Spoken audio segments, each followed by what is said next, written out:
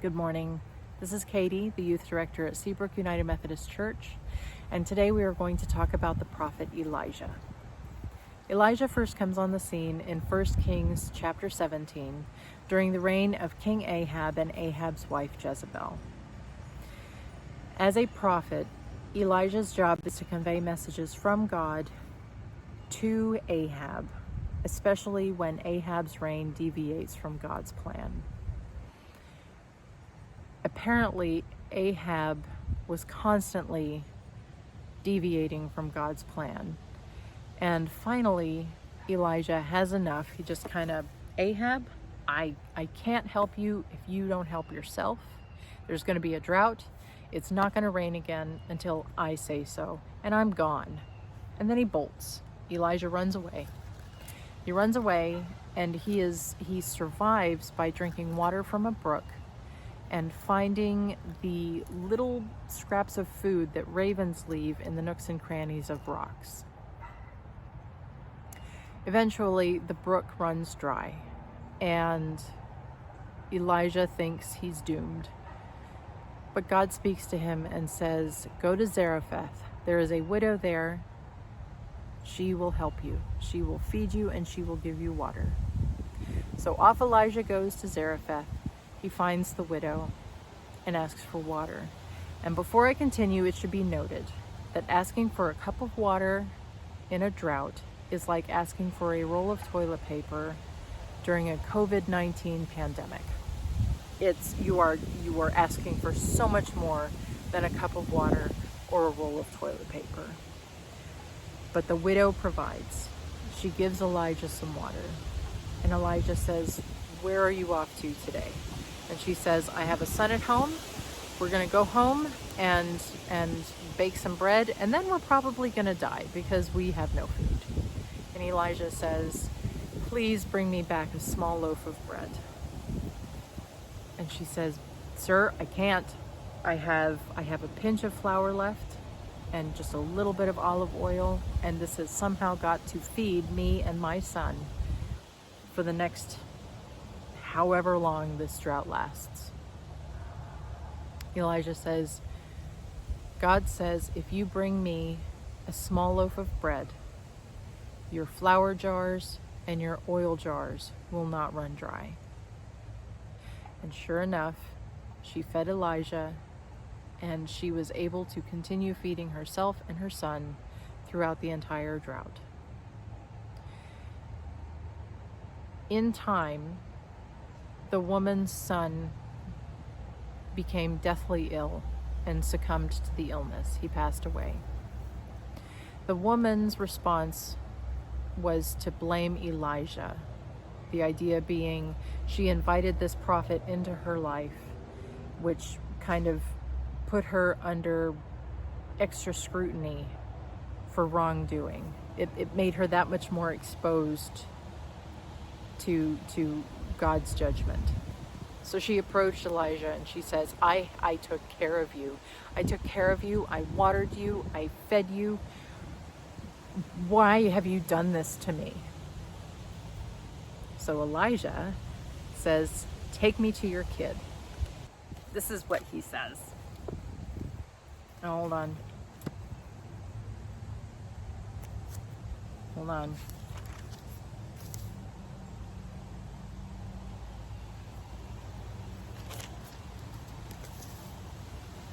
Here we go.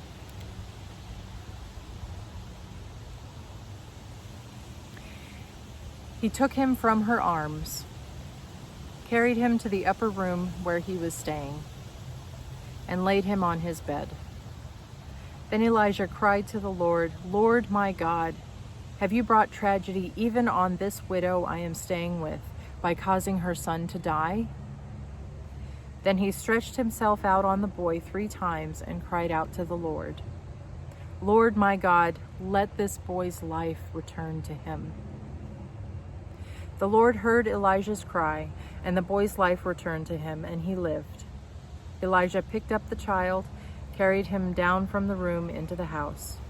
He gave him to his mother and said, "Your son is alive."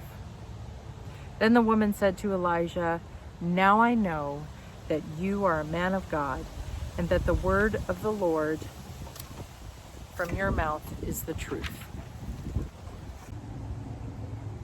And there was the miracle. The prophet Elijah, with the power of God, was able to bring this young boy back to life.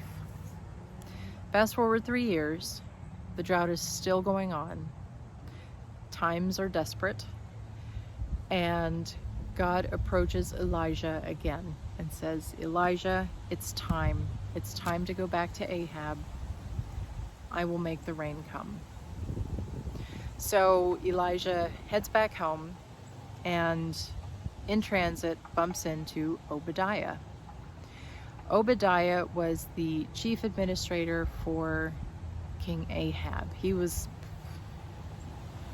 I guess, kind of like the Secretary of State. He did all the housekeeping and made sure everything was functioning correctly, and just like the head assistant. During this time that Elijah was away, Jezebel was murdering the other prophets, the other Jewish prophets in the kingdom.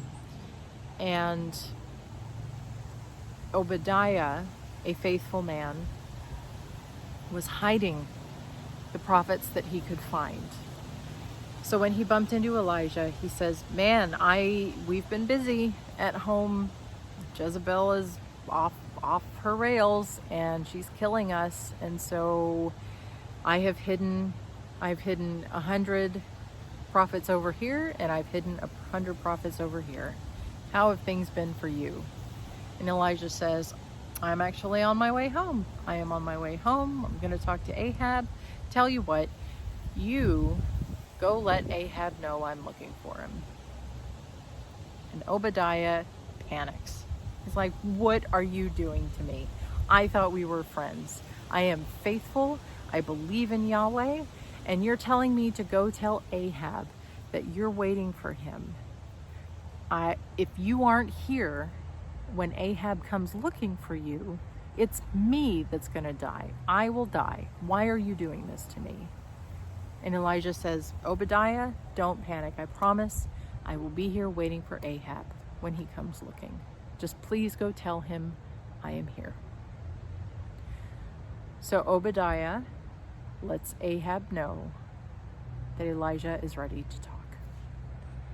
Obadiah went home and let King Ahab know that Elijah was ready and waiting for a meeting and a conversation. Ahab immediately hopped on a horse and ran off to find Elijah. When he found Elijah, he greeted him as the troubler of Israel. And Elijah corrected him and said, no, you brought this drought on yourself. You have brought this trouble on yourself and your people. Now I want you to go home and collect all those prophets of Baal that counsel your wife and bring them to Mount Carmel, and we will finally put to rest this question, who is God? So Ahab sent word for all of the prophets, hundreds of prophets, to meet on Mount Carmel, and they did. So the prophets of Baal meet with Elijah on Mount Carmel, and Elijah instructs them in this way. He says, go find 2 bulls. You're going to sacrifice your bull to Baal. I will sacrifice my bull to Yahweh. The God that answers with fire is God. And we will finally be able to put this age-old question to rest. Baal's prophets saw nothing wrong with this. They had the clear advantage. They were the ones who were going to go find the bulls. They were in charge of their own sacrifice procedure. There would be no shenanigans. So they agreed. They came back with the bulls, and prepared their bull for a sacrifice to Baal. Chopped it up into pieces, put it on the altar, and then spent morning to night in progressively intensifying worship practices, calling on Baal to set fire to the sacrifice. By evening, nothing happened. They dejectedly stepped aside as Elijah said, "My turn. Go, go, go, go." Elijah built his altar, and he dug a trench around it, placed the sacrifice on the altar, and then asked the people to go retrieve barrels of water. When they came back with the water, Elijah said, "Please pour this water over the sacrifice." So these people are pouring this precious water on top of the bowl. The water is saturating the animal. There's water on the altar. There's water on the kindling below it. Elijah has them do this 2 more times. The trench fills up with water. And then Elijah calls on God. "Lord, the God of Abraham, Isaac, and Israel, let it be known today that you are God in Israel and that I am your servant and have done all these things at your command.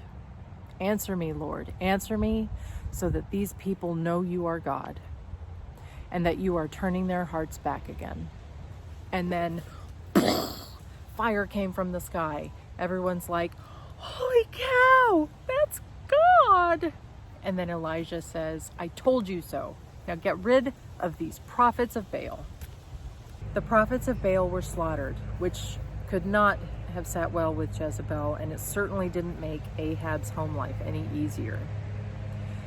So Jezebel issued a warning to Elijah, and Elijah ran. Elijah ran far away into the wilderness. A day's journey into the wilderness, Elijah succumbed to his fatigue and his emotional distress and his thirst and his hunger. He found a shady bush and sat beneath it and prayed. And he asked God to take him away. He was done. He asked God to end his life. "It's too big for me. There are too many of them. They are too big for me. This job is too big for me. I can't handle this anymore." And then he proceeded to pass out. He came to when he was touched by an angel who had left a loaf of bread and a jar of water with him under this bush. Elijah woke up long enough to eat the bread and drink the water, and then promptly passed out again. He woke up a second time when the angel touched him and said, "You need to wake up. You need to wake up now. This journey is too big for you to do it on an empty stomach. You need to wake up and eat your breakfast." So Elijah woke up. He ate his breakfast and then journeyed in the wilderness for 40 days and 40 nights. Eventually, he came across a cave which provided his shelter. As Elijah is taking refuge in the cave, God speaks to him again and says, "Elijah, what are you doing here?" And Elijah says, "God, I am the last prophet. These people don't care about you. They certainly don't care about me. They have Baal now. They tear down your altars. They've turned their hearts against you. What should I be doing?" And God says, "Elijah, go stand outside the mountain. I'll be right there." So Elijah gets up and he goes outside and he waits for God. And this is the best part. Then a great and powerful wind tore the mountains apart and shattered the rocks. But the Lord was not in the wind. After the wind, there was an earthquake. But the Lord was not in the earthquake. After the earthquake came a fire, but the Lord was not in the fire. And after the fire came a gentle whisper. Whoa. According to my my study Bible, it says, this gentle whisper identifies that Yahweh speaks in the reverberating silence that follows tumultuous disasters. I'll say it again. The reverberating silence that follows tumultuous disasters. That's a big deal.